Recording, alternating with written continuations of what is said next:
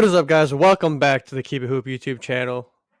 On Monday, we did a video breaking down LeBron James's free throw routine, his form, and some of the things he can work on. I'm sure those are things he has worked on in the past, but just looking at some of the things in his form that might keep him from being a really good free throw shooter.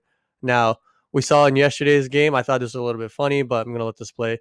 Um, Giannis was shooting free throws, and his brother, who's also on the Bucks, was knocking on wood and just trying to help him and help his brother make free throws, right? I think he made it on the first one. So on the second one, he was also knocking on wood. So as I let this play, I want to just talk about why I'm doing this video, right? So Giannis is someone who is obviously a very good player overall, but as you can see him knocking on wood right there, um, very good, but his shooting slash free throw shooting has always been a flaw of his, and it's probably the one thing that's keeping him from being elite. Like he's already elite, but stopping him from being that unstoppable force. Whereas right now he's very very good, but there's definitely big weaknesses to his game in those aspects, and is he doing it right here, right? So I wanted to look at his missed free throw from, well, I guess this is the one he made, but the free throws at the end of the game against Boston to kind of just break down his form as well. Now, he used to shoot a decent percentage, right? He used to shoot 77%. I think it was in 2016, 2017.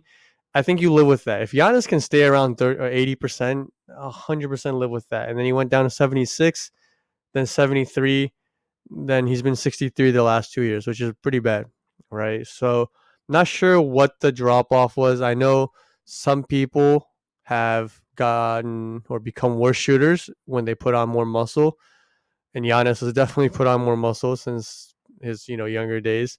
But and that, like, Iguodala's and probably the number one example of that, because I know if you look at all the great NBA players, who are insane shooters, right? None of them are super, muscular or brolic. And it's not to say you can't be a good shooter if you have muscle on you, because you have to have some strength on you. But there is also a belief that if you have too much muscle, then especially around the shoulder and neck area, then again, it's kind of like what I talked about with Derrick Rose and Russell Westbrook not being the greatest shooters.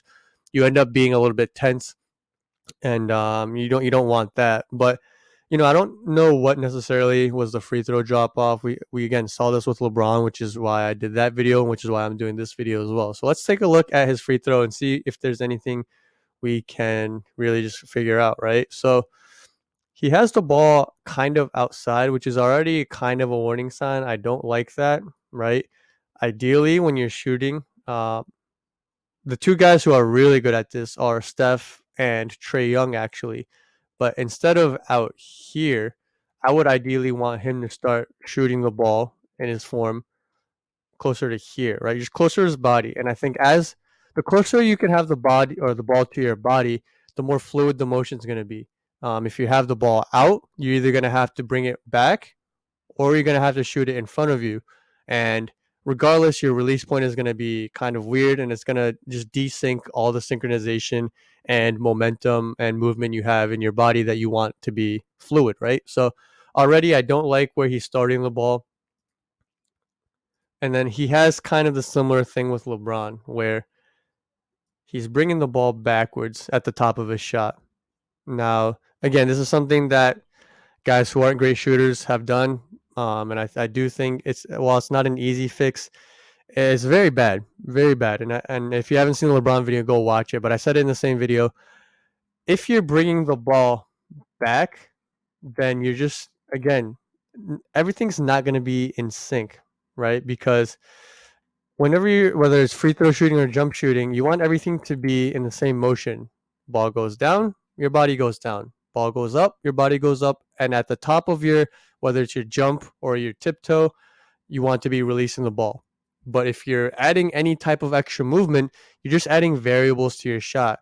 And whether you're tired, and if it's on a jump shot, whether you're stepping back or having a defender on you, any kind of added movement or that added variable is going to lower the percentage of you making that shot. So you want to keep your shot minimal and as simple as possible for those reasons. Again, you don't want to add variables, and you want to keep your motion singular and in sync, the ball and body, right? So if you're bringing the ball back, it causes desynchronization, and I mean, I think also his release is a bit too high. I know that's not something that is necessarily a bad thing, but um, and then another thing that you're gonna see here that you know he does fade away a bit, and it's not major, um, but and we saw this with LeBron as well, right? But um, if anything, you want to be leaning in, right? Because I know that's one way I used to, because I used to fade away on my free throws a lot too, and to just combat that and practice that, I used to just force myself to lean in a bit, take a step in after I take a free throw. Um, and again, it's not a major thing, right? It's not like a major lean back, but his body is it's a little bit tilted backwards, right? A little bit tilted backwards, and you know, um, again, it's not major, but when you're already not a great shooter, the slightest imbalances like this can throw your shot off. So I know, it's something I'm sure he's worked on. I'm not I'm not accusing Giannis of not practicing his free throws. I'm sure he's taken thousands of free throws in the offseason. Um, but yeah, I know some people have asked what about his shot is off. Um, again, I do think that he reverts back to his habits, which again is fading back a little bit, right? And then also having that ball go backwards a little bit, and that throws everything off. And there's times where it kind of just looks like he's just, you know, putting the ball up instead of, shooting it, just kind of throwing it. And he also doesn't have a lot of arc. I don't know if you saw that, but, doesn't have a lot of arc on his shot. At the apex it reaches, not too bad, but could probably get more arc. But yeah, so I think it's just a leaning back and then bringing the ball over his head again. Again, these are both things you saw with LeBron, and it's probably the things that are holding them both back from having a better free throw percentage. I know, shorter video. Again, hope you guys enjoyed it. We'll be back tomorrow, more of a podcast style episode. So be on the lookout for that. If you want to stay tuned, just follow us on our social media page, keep_it_hoop on Instagram and keep a hoop blog on Twitter. Please like, subscribe, share, and comment. And hope you guys have a great weekend. Thanks. Peace.